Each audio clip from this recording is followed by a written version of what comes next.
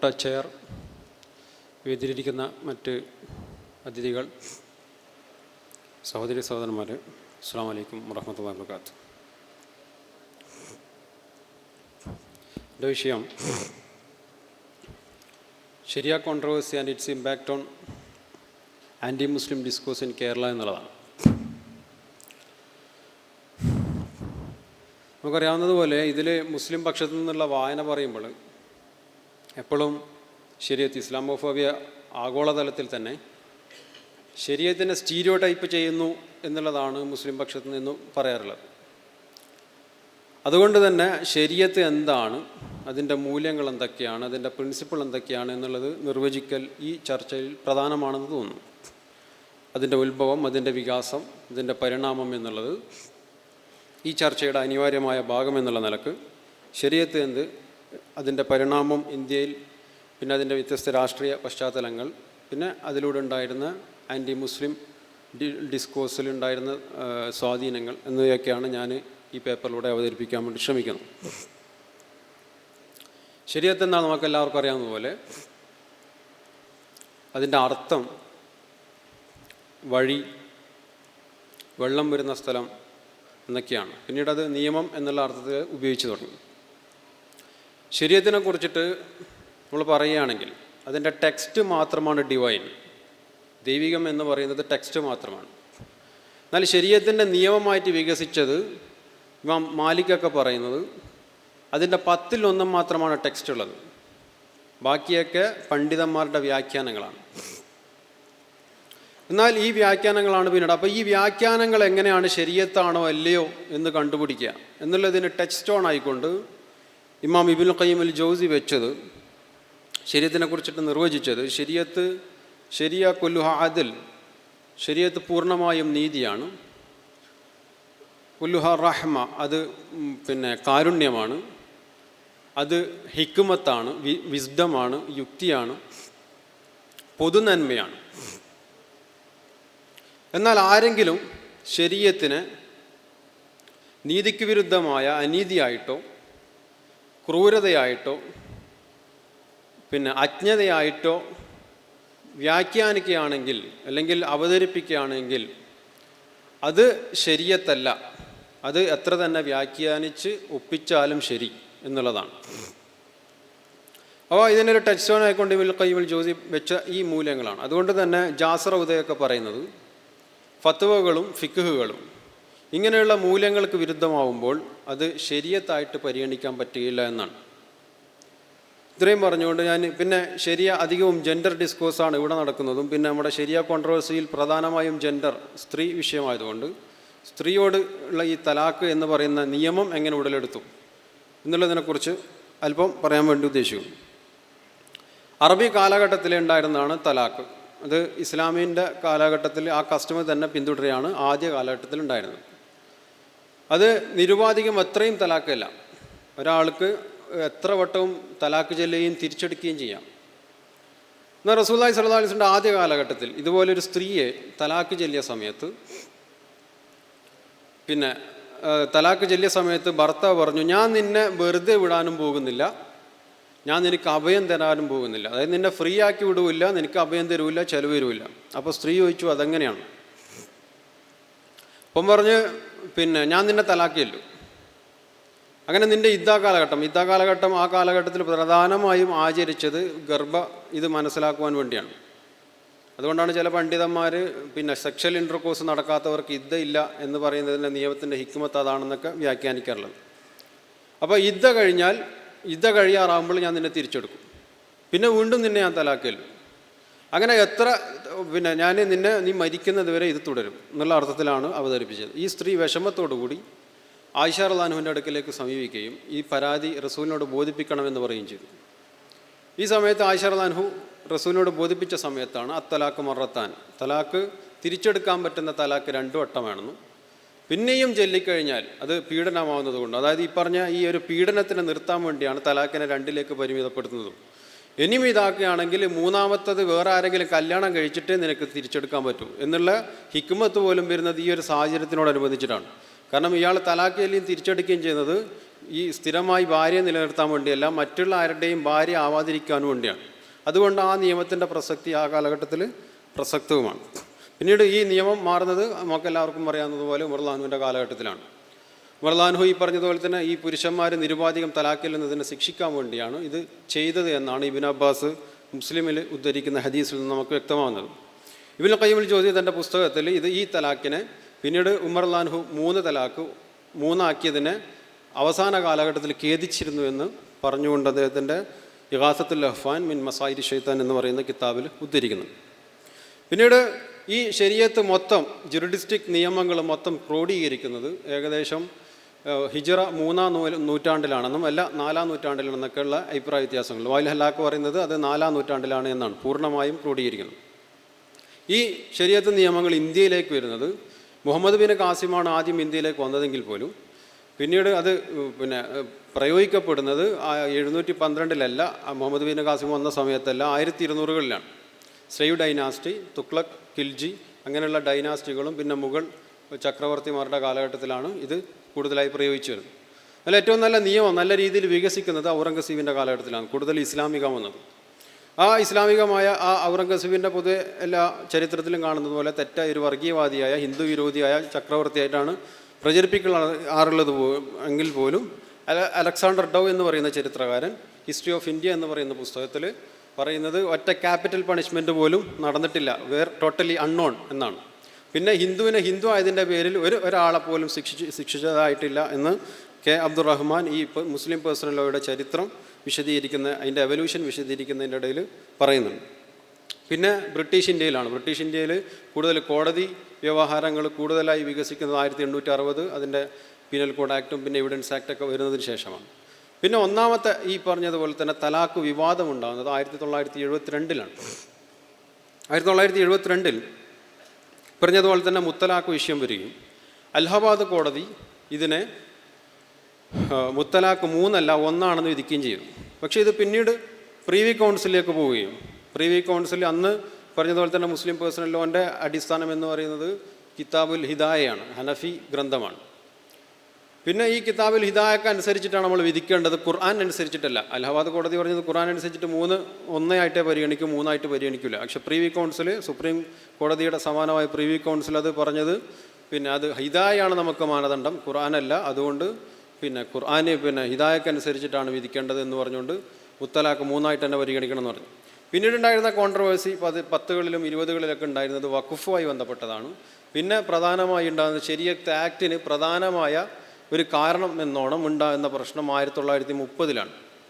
അന്നും ഈ പറഞ്ഞതുപോലെ തന്നെ 2-ാം തലാഖ് അല്ലെങ്കിൽ തലാഖ് പരിമിതപ്പെടുത്തിയത് സ്ത്രീക്ക് വേണ്ടിയാണെങ്കിൽ 1930 ശരീഅത്ത് ആക്ടിനെ പ്രധാനമായി സ്വാധീനിച്ചത് പറഞ്ഞതുപോലെ സ്ത്രീക്ക് വേണ്ടിയായിരുന്നു ആ നിയമങ്ങൾ ഉണ്ടായത് എന്ന് വേണമെങ്കിൽ നമുക്ക് പറയാം.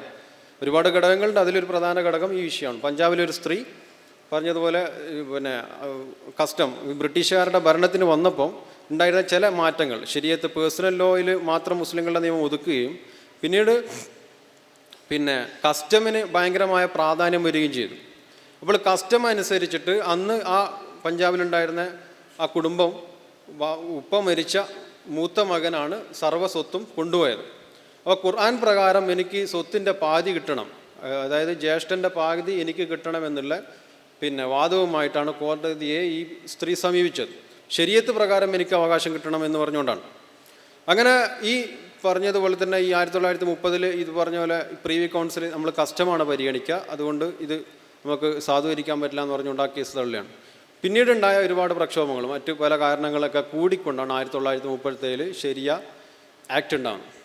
ശരിയ ആക്ട് 37 ശേഷം 39 മാരേജ് ഡിസൊല്യൂഷൻ ആക്ട് ഉണ്ടാകുന്നു. എന്തുകൊണ്ടാണ് അതുണ്ടാകുന്നത്? ശരിയ ആക്ട് ഉണ്ടായതോടുകൂടി 39 ഒരു പ്രത്യേക മാരേജ് ഡിസൊല്യൂഷൻ ആക്ട് ഉണ്ടാവാനുള്ള കാരണം നമ്മൾ മുമ്പേ പറഞ്ഞതുപോലെ കിതാബുൽ ഹിദായ ഹനഫി അന്ന് കൂടുതലായിട്ട് ഒരുപാട് ഹനഫി വ്യത്യസ്ത വ്യതിയാനങ്ങളുള്ള കിതാബുകളുണ്ട്. എന്നാലും അന്നുണ്ടായിരുന്ന ധാര പിൻപറ്റുന്ന ആ കിതാബിൽ പെണ്ണുങ്ങൾക്ക് സ്വയം വിവാഹമുക്തയാവാനുള്ള ഡിവോഴ്സ് ചെയ്യുവാനുള്ള അവകാശം ആ കിതാബിലില്ലാത്തതുകൊണ്ട് പ്രത്യേക കിതാബ് അന്നും ആശ്രയിച്ചത് സെക്യുലർ ലോ അല്ല, ഹനഫി, ഷാഫി, മാലിക്കി മദ്ഹബ്, അംബലി മദ്ഹബിലുള്ള സോഴ്സുകൾ ഉപയോഗിച്ചുകൊണ്ടാണ് അതുപോലും പരിഷ്കരിച്ചത്. അതുകൊണ്ട് തന്നെ അതും ശരീഅത്തിൻ്റെ ഭാഗമായിട്ടാണ്. ബ്രിട്ടീഷുകാർ പോലും അത് ചെയ്തത് ഇസ്ലാമിൻ്റെ തന്നെ ഈ വ്യത്യസ്ത ഡയമെൻഷൻ ഉപയോഗപ്പെടുത്തിക്കൊണ്ട് അതിനെ വികസിപ്പിക്കുകയാണ് ചെയ്തത്. എന്നാൽ വിഭജനാനന്തരം ഈ പറഞ്ഞതുപോലെ തന്നെ ഇത് മുസ്ലിം രാഷ്ട്രീയത്തിൻ്റെ മൊത്തം അവസ്ഥകളൊക്കെ മൊത്തമായി മാറി. അതിൻ്റെ ട്രെൻഡ് തന്നെ മാറി തുടങ്ങിയിരുന്നു. 1950 നമ്മൾ ഈ പറഞ്ഞതുപോലെ തന്നെ യൂണിഫോം സിവിൽ കോഡിനെ കുറിച്ചിട്ടുള്ള ചർച്ചകൾ ഉണ്ടാകുന്നത്. 1950 ജവഹർലാൽ നെഹ്റു ഈ പറഞ്ഞതുപോലെ മുസ്ലിം യൂണിഫോം സിവിൽ കോഡിനെ സപ്പോർട്ട് ചെയ്യാതിരിക്കാനുള്ള കാരണം മുസ്ലിങ്ങൾ വിഭജനത്തിന് ശേഷം തന്നെ ക്ഷീണിതരാണ്. അതുകൊണ്ട് ഇനി അവരുടെ നിയമത്തിലും കൂടി ഇടപെട്ട് കഴിഞ്ഞാൽ അവർക്കൊരു അരക്ഷിതാബോധവും അവർ അപരനാണെന്നുള്ള ബോധം സൃഷ്ടിക്കപ്പെടുകയും ചെയ്യും. അതുകൊണ്ട് അവർ ബാക്ക് ഹോം, അവരുടെ വീട്ടിൽ തന്നെയാണെന്നുള്ള ബോധം സൃഷ്ടിക്കുവാൻ വേണ്ടി അതിൽ ഇടപെട്ടിട്ടില്ല. എന്നാൽ അംബേദ്കറും ഇതിനെക്കുറിച്ചിട്ട് പറഞ്ഞത് മുസ്ലിങ്ങളുടെ അനുമതിയോടുകൂടിയാണ്, ഈ പറഞ്ഞതുപോലെ മുസ്ലിങ്ങളുടെ അനുമതിയോടുകൂടിയാണ് ഈ യൂണിഫോം സിവിൽ കോഡ് നടപ്പാക്കേണ്ടതെന്നാണ്. എന്നാലും ജവഹർലാൽ നെഹ്റുവിന് ഉണ്ടായിരുന്ന കാഴ്ചപ്പാട്, മുസ്ലിം സ്ത്രീയെക്കുറിച്ചിട്ടുള്ള കാഴ്ചപ്പാട് സ്റ്റീരിയോ ടൈപ്പ് കാഴ്ചപ്പാട് തന്നെയാണ്. കാരണം അദ്ദേഹം പറഞ്ഞത് ഈ ഹിന്ദു അല്ലെങ്കിൽ ഇന്ത്യൻ സ്ത്രീകളുടെ ഈ 4 ചുമരുകൾക്ക് ഒതുക്കാനുള്ള കാരണം ഓട്ടോമൻ തുർക്കിയിൽ നിന്ന് അനന്തരമായി എടുത്തതാണ് ഈ പർദ്ദ എന്ന് പറയുന്ന കൺസെപ്റ്റ്. 4 ചുമരിൽ മാത്രം ഒതുക്കുന്ന പർദ്ദ എന്ന് പറയുന്ന കൺസെപ്റ്റൊക്കെ പറഞ്ഞുകൊണ്ട് അങ്ങനെയാണ് ഇന്ദിരാഗാന്ധിക്ക് എഴുതുന്ന കത്തുകളിൽ ജവഹർലാൽ നെഹ്റുവിൻ്റെ മുസ്ലിം സ്ത്രീയെക്കുറിച്ചിട്ടുള്ള ആരോപണങ്ങളുണ്ടാകുന്നത്. ഇത് ശരിക്കും തെറ്റാണെന്ന് നമുക്കറിയാം. ഏറ്റവും അധികം സ്ത്രീ ശാക്തീകരിക്കപ്പെട്ട കാലഘട്ടമാണ് ഓട്ടോമൻ എംപയറിലെ കാലഘട്ടം എന്നുള്ളത് പല പാശ്ചാത്യൻ പണ്ഡിതന്മാരും പറയുന്നതായിട്ടുള്ള ഒരുപാട് പഠനങ്ങൾ നമുക്ക് കാണാവുന്നതാണ്. പിന്നീട് ഉണ്ടാകുന്നത് 1955 ഹിന്ദു കോഡ് ബില്ലുണ്ടാകുന്നു. ഹിന്ദു കോഡ് പരിഷ്കരിക്കുന്നു. അതിന് അംബേദ്കറേയും ജവഹർലാൽ നെഹ്റുവിനെയൊക്കെ കൂടുതൽ വിമർശിച്ചത് ഹിന്ദു വർഗീയവാദികൾ മാത്രമല്ല, അല്ലെങ്കിൽ മൗലികവാദികൾ മാത്രമല്ല, കോൺഗ്രസിൽ നിന്ന് തന്നെ രാജേന്ദ്ര പ്രസാദ് പോലും അതിന് ഓപ്പോസായിട്ടായിരുന്നു ആദ്യം സ്റ്റാൻഡ് എടുത്തിരുന്നത്. പിന്നെ 1962 ശരീഅത്തുമായി ബന്ധപ്പെട്ട ചെറിയ സംവാദങ്ങളൊക്കെ ഉണ്ടാകുന്നത്. അന്ന് കേരളത്തിൽ CPM-ൻ്റെ നിലപാട് ശരീഅത്ത് വിവാദവുമായി ബന്ധപ്പെട്ടത് ആരോ ഒരു കമ്മിറ്റി അംഗം അഭിപ്രായം പറഞ്ഞപ്പോൾ ശരീഅത്തുമായി ബന്ധപ്പെട്ട വിവാദങ്ങളിൽ തലയിടരുത്, അതിനെക്കുറിച്ച് അഭിപ്രായങ്ങളൊന്നും പറയരുത്, ആ വിവാദത്തിന് നീ വാക്കൊടുക്കരുത് എന്നൊക്കെ പറഞ്ഞുകൊണ്ടാണ്. 62 നമുക്കറിയാം. 62 മുതൽ 69, 70 വരെ പറഞ്ഞതുപോലെ തന്നെ ഈ 60കൾ മുസ്ലിം ലീഗും കമ്മ്യൂണിസ്റ്റ് പാർട്ടിയൊക്കെ ഒരുമിച്ച് നിൽക്കുന്ന സമയമാണ്. CH പ്രധാന 69 മലപ്പുറം ജില്ല രൂപീകരിക്കുന്നതൊക്കെ ആ അവസരത്തിലാണ്. അപ്പോഴൊക്കെ ഈ പറഞ്ഞതുപോലെ തന്നെ CPM മുസ്ലിം വിരുദ്ധമായിരുന്നില്ല. എന്നാൽ 80കൾ 70കൾ ആകുമ്പോഴത്തേക്ക് ഇന്ത്യയുടെ പശ്ചാത്തലം ഒന്നടങ്കം മാറി. സവർണ അവർണ സംഘടനകൾ, മേൽജാതി കീഴ്ജാതി സംഘടനകളൊക്കെ ഉണ്ടായിരുന്ന സമയത്ത് 79 മണ്ഡൽ കമ്മീഷനും പ്രഖ്യാപിച്ചു. അപ്പോൾ ഈ ദിശ തിരിക്കുവാൻ വേണ്ടി ഒർണിത് ഷാനി അസ്ഗർ അലി അഞ്ചീറിൻ്റെ ഒക്കെ ഗുജറാത്ത് കാർണേജ് എന്ന് പറയുന്ന പുസ്തകം, ഈ പുസ്തകത്തിൽ നിന്നൊക്കെ പറയുന്നത് 79 മുതൽ 85 വരെ അല്ലെങ്കിൽ ഈ ഉണ്ടായിരുന്ന കലാപങ്ങളെ, ഈ ഹിന്ദുക്കൾക്കിടയിൽ തന്നെ ഉണ്ടായിരുന്ന കലാപങ്ങളെ ഇല്ലാതാക്കുവാനും ഹിന്ദുക്കളെ ഒരുമിപ്പിക്കുവാനും ഈ മേൽജാതി താഴെയുള്ള ജാതിയെ ഒരുമിപ്പിക്കാനും വേണ്ടി മുസ്ലിങ്ങൾക്കെതിരെ ഉള്ള വിദ്വേഷം പ്രകടിപ്പിക്കും. അങ്ങനെ ആ കോമൺ എനിമി ആയിക്കൊണ്ട് മുസ്ലിങ്ങളെ പ്രതിഷ്ഠിക്കുകയും അങ്ങനെയാണ് 1985 കലാപം ഉണ്ടാകുന്നത്. ഈ കലാപം തന്നെയാണ് 2002 കലാപത്തിനും ഉള്ള ഒരു സാഹചര്യം ഒരുക്കിയത് എന്നാണ് ഒർണിത് ഷാനിയെ പോലുള്ള ആൾക്കാരൊക്കെ പറയുന്നത്. 84 ഇത് അസ്ഗർ അലി എഞ്ചിനീയർ പറയുന്നത് ഈ സംഘടന 1984 ഈ ഒരു സമരമുണ്ടായിരുന്നത് ദളിത് പിന്നാക്ക വിഭാഗങ്ങൾ സർക്കാർ സ്ഥാപനങ്ങൾ പിടിച്ചെടുത്തുകൊണ്ടാണ്. എന്നാൽ BJP തന്നെ വളരെ സുന്ദരമായി ആ സമരത്തിനെ മാറ്റിക്കൊണ്ട് മുസ്ലിം സ്ഥാപനങ്ങൾ പിടിച്ചെടുക്കാൻ അവരെ പ്രേരിപ്പിക്കുകയും അത് മുസ്ലിം കലാപത്തിൽ കലാശിക്കുകയും ചെയ്തു. 1985 ഇന്ത്യയിലെ നിർണായകമായ ഒരുപാട് സംഭവവികാസങ്ങൾക്ക്, ഈ വർഗീയ ധ്രുവീകരണത്തിനുള്ള സംഭവവികാസങ്ങൾക്ക് സാക്ഷിയായ ഒരു വർഷമാണ്.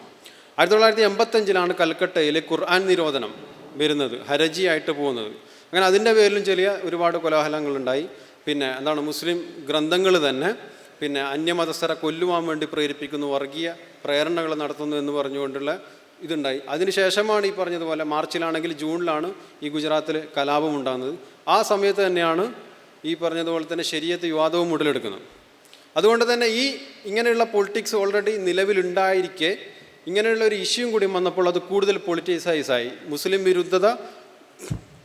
വിരുദ്ധത പ്രകടിപ്പിക്കാനുള്ള ഒരു വേദി ആയിക്കൊണ്ട് അതിനെ എല്ലാവരും ഉപയോഗിക്കുന്നതോടൊപ്പം കേരളത്തിലെ മാർക്സിസ്റ്റ് പാർട്ടിയും EMSൻ്റെ പാർട്ടിയും ശ്രമിച്ചു എന്നുള്ളത് നമുക്ക് സ്പഷ്ടമായി കാണാവുന്നതാണ്. 62 ഉള്ള നിലപാടല്ല EMSൻ്റെ പാർട്ടിക്ക് 80കളിലുണ്ടായിരുന്നത്. അതിൻ്റെ ഏതുവരെ എന്ന് പറഞ്ഞു കഴിഞ്ഞാൽ അതിൻ്റെ പിന്നെ പശ്ചാത്തലം, കേരളത്തിൻ്റെ പശ്ചാത്തലം തന്നെ മാറിയെന്നാണ് പിന്നെ മാതൃഭൂമി, അതായത് മുഖ്യധാര മാധ്യമങ്ങളൊക്കെ നമുക്ക് വായിച്ചാൽ മനസ്സിലാവുന്നതാണ്. 1987 മാതൃഭൂമിയിൽ പിന്നെ ഈ പറഞ്ഞതുപോലെ തന്നെ ഈ RSSൻ്റെ അംഗീകരിച്ച പിന്നെ RSSൻ്റെ അംഗീകാരത്തിൻ്റെ 60 വർഷങ്ങൾ എന്ന് പറയുന്ന ലേഖനത്തിൽ പിന്നെ വളരെ സ്പഷ്ടമായിട്ട് പറയുന്നുണ്ടെന്ന് പറഞ്ഞാൽ ഈ ഹൈന്ദവൽക്കരിക്കപ്പെട്ടു കേരള സമൂഹം.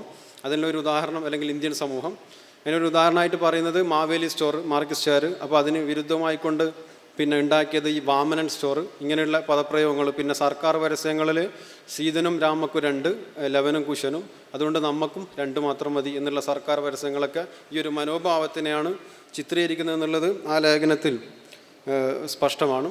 ഇനി അതിന്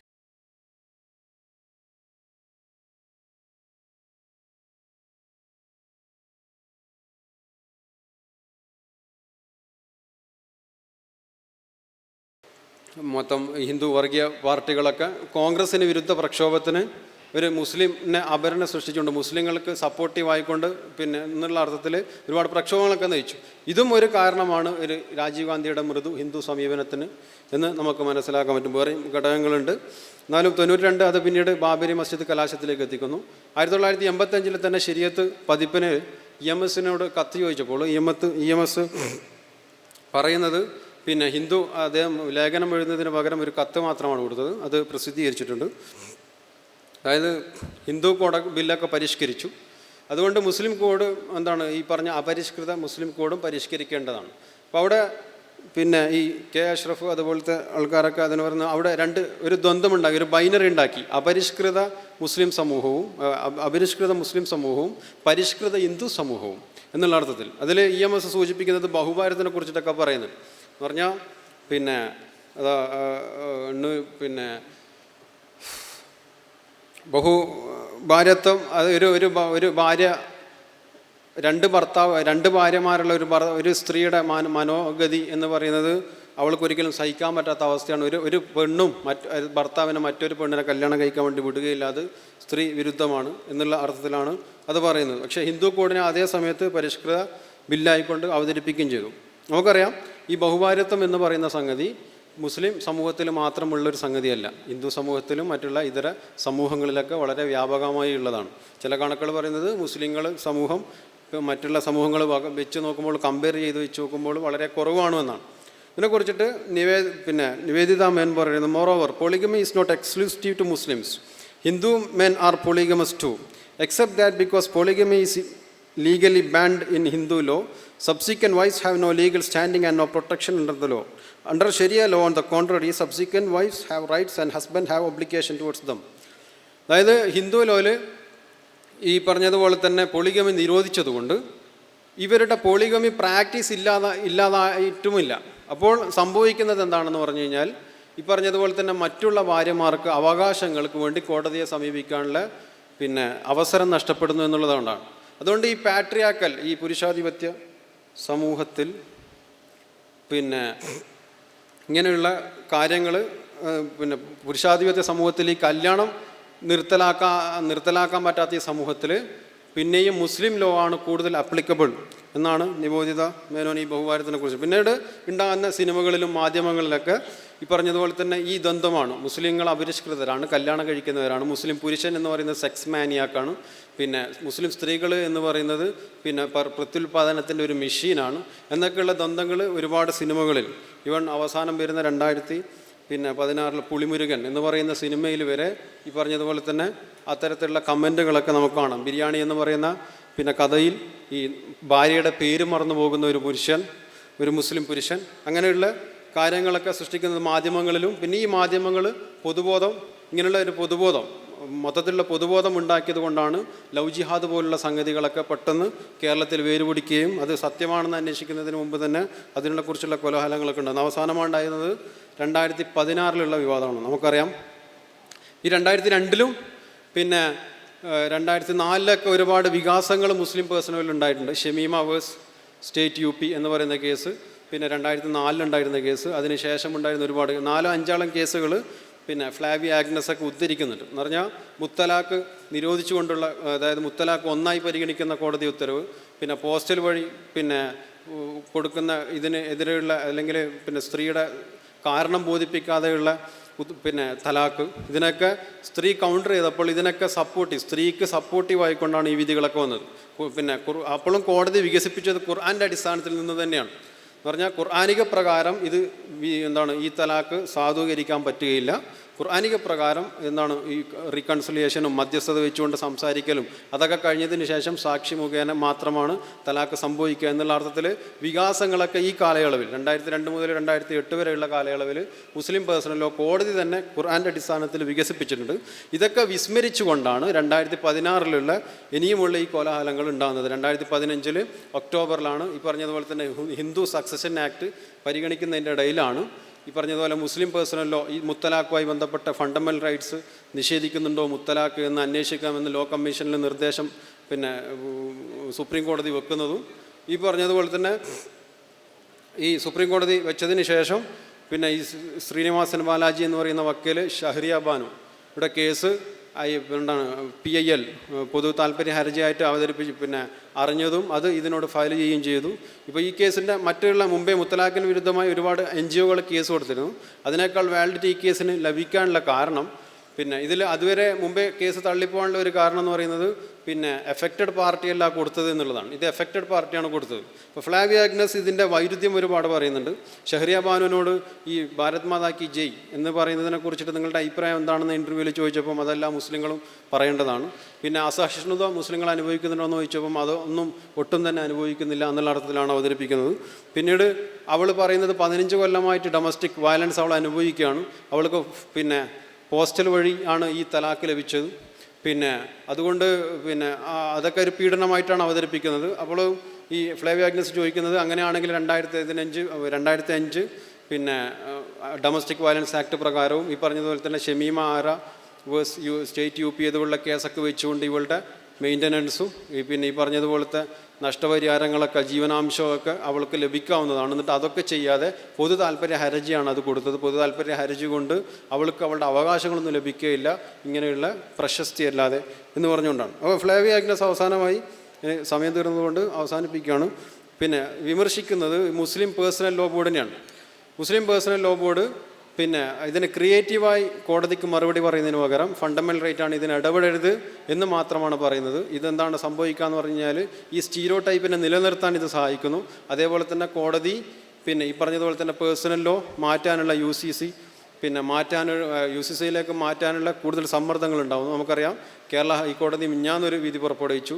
ഇതിനുള്ള സമ്മർദ്ദം സൃഷ്ടിക്കുവാൻ വേണ്ടി ഒരാഴ്ച മുമ്പ് അലഹബാദ് കോടതി പുറപ്പെടുവിച്ചു. ഈ പറഞ്ഞതുപോലെ തന്നെ ഈ UCCക്ക് വേണ്ടിയുള്ള സാധനങ്ങൾക്ക് വേണ്ടി ഇതിന് ചെറിയൊരു മാറ്റം എന്ന് പറയുന്നത് കേന്ദ്ര CPM ഈ പറഞ്ഞതുപോലെ തന്നെ 2000 ശേഷം ഉള്ളൊരു മാറ്റം എന്ന് പറയുന്നത് CPIM കേന്ദ്രത്തിൽ 2003 തന്നെ ഈ പറഞ്ഞതുപോലെ തന്നെ പേഴ്സണൽ ലോ പരിഷ്കരിക്കുകയാണ് വേണ്ടത്, അല്ലാതെ യൂണിഫോം സിവിൽ കോഡല്ല.